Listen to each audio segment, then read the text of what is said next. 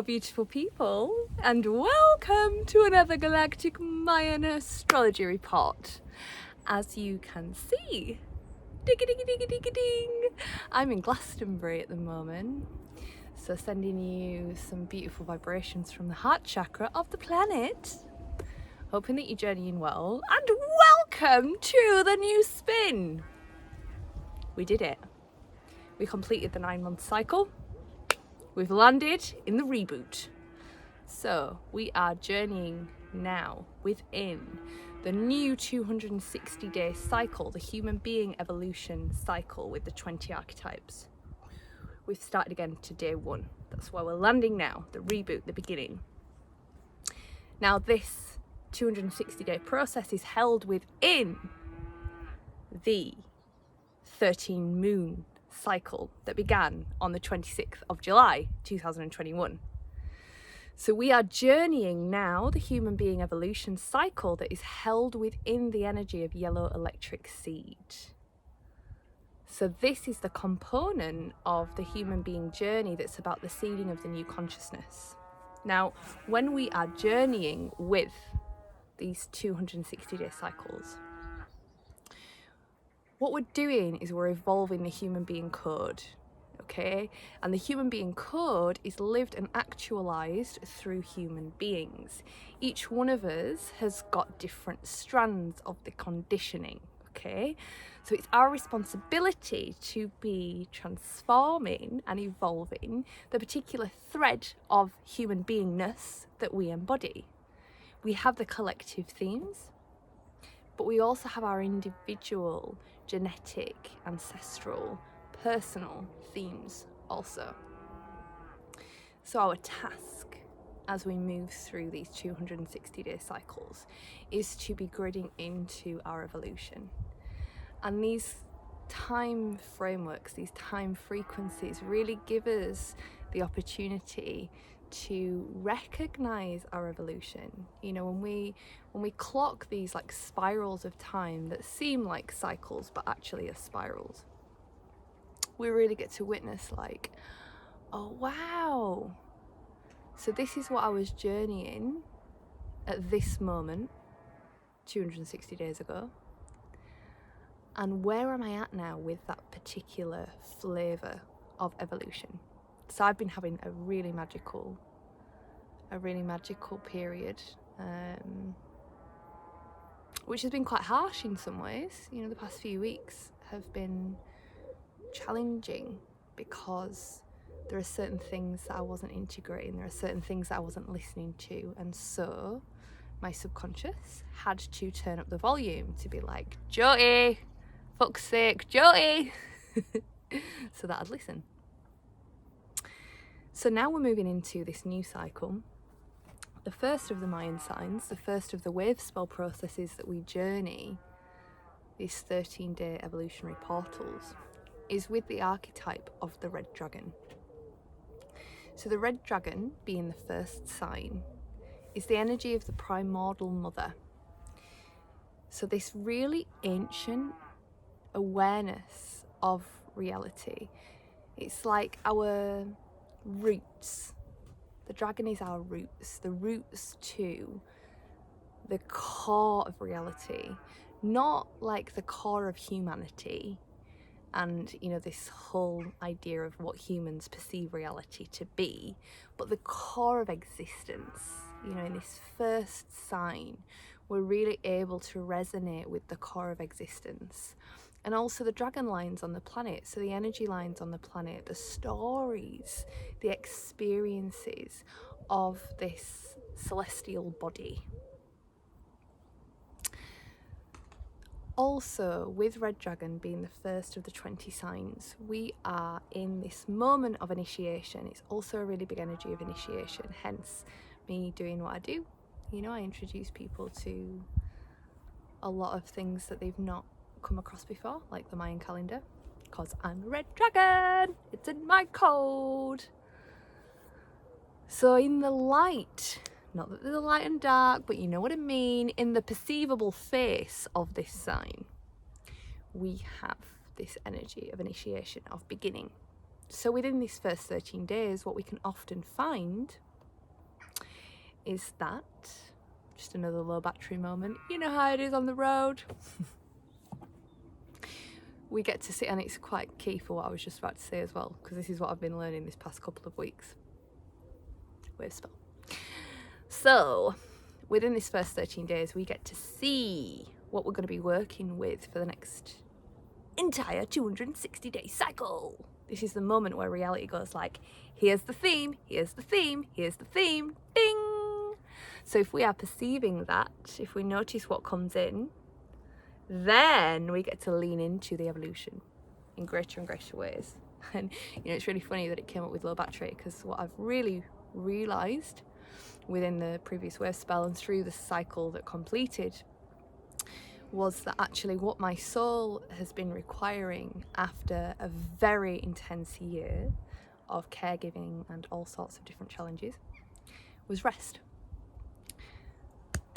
I was like, no, I want adventure. Now that I don't have big responsibilities, I just want to dive into the unknown and do all the things and be in community. And actually, my soul was just like, I'm so exhausted. And hence I landed in Glastonbury. So it was really cool to see that the low battery sign came up on my phone as I was journeying that. Anyway, back to what we're actually talking about. Red dragon, red sign, awakening, activation. So this is like a boom, boom, boom, boom, boom, boom, boom. Now, a big thing with red dragon is, interesting that I sort of dipped into it then, the energy of the unknown and being able to make choices without guarantees. So we are not in control. The reality is that we're not in control of reality. We are here to experience and trust reality.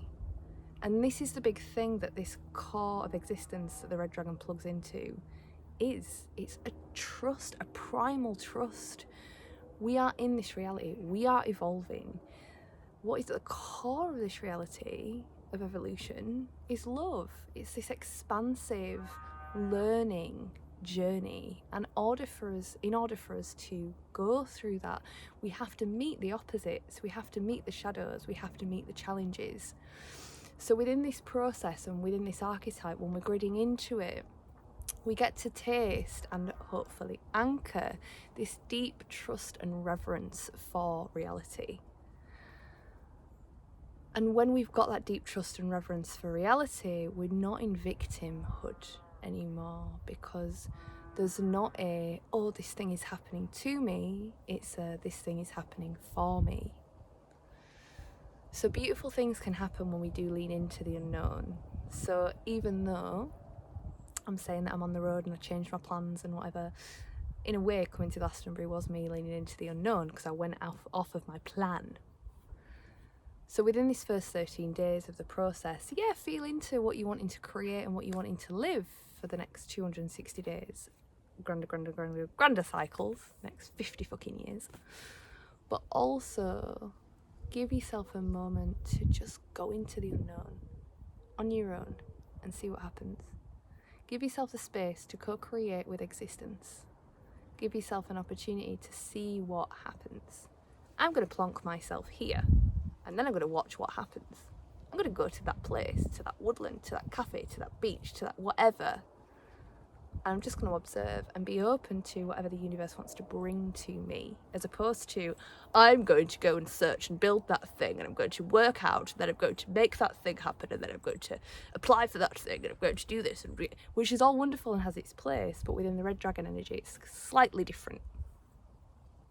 Now, in the shadow of red dragon, to the side, the bit that often we don't get to see, it's all about codependence. Which fits, doesn't it? Because codependence really is about control. So within this search for God, within this search for primordial experience and the core of reality and truth and love, we get it twisted. We look under rocks and we're like, that's what I'm looking for. I want this. This is going to give me what I want. But actually none of it is ever going to give us what we want. So notice also if you are dropping into patterns of escapism or dependency, within relationships, within substances, within behaviour patterns. Try to soothe yourself into a place where you find God, whatever that means for you, and however you perceive that. You know, when I'm saying God, I'm not talking about a man in the sky. It's just the word of all that is, of the universe, of the collective power of the totality of existence and the consciousness that runs through it. Because the truth is that when we are open, like now, for me, I can feel all that is through that wind rustling. The way that that picked up, the way that that's touching my body as I made reference to that thing, for me is the feedback of God kissing me, you know? So creating whatever the ritual is, whatever the practice is, however you find stillness, and the stillness might be in movement, but however you grid into that nectar that's at the core of reality, when you notice a pattern coming up, when you notice that tendency to want to strive, to grasp, to hold, to control, which is the shadow of this archetype, which is the challenge of this archetype, try to soften into your doorway to all that is, into the goddess, the creatrix, God, however you want to phrase it.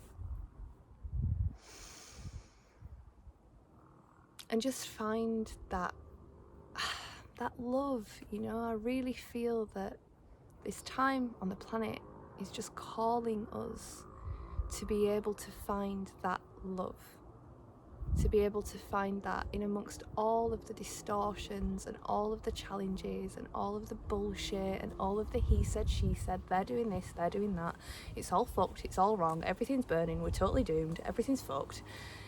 Can we come back into presence where we feel loving relationship with the Creator, where we feel very much in our human selves, but in human selves that feel safe, that feel held, that feel resonant, that feel in awe, because that's the key.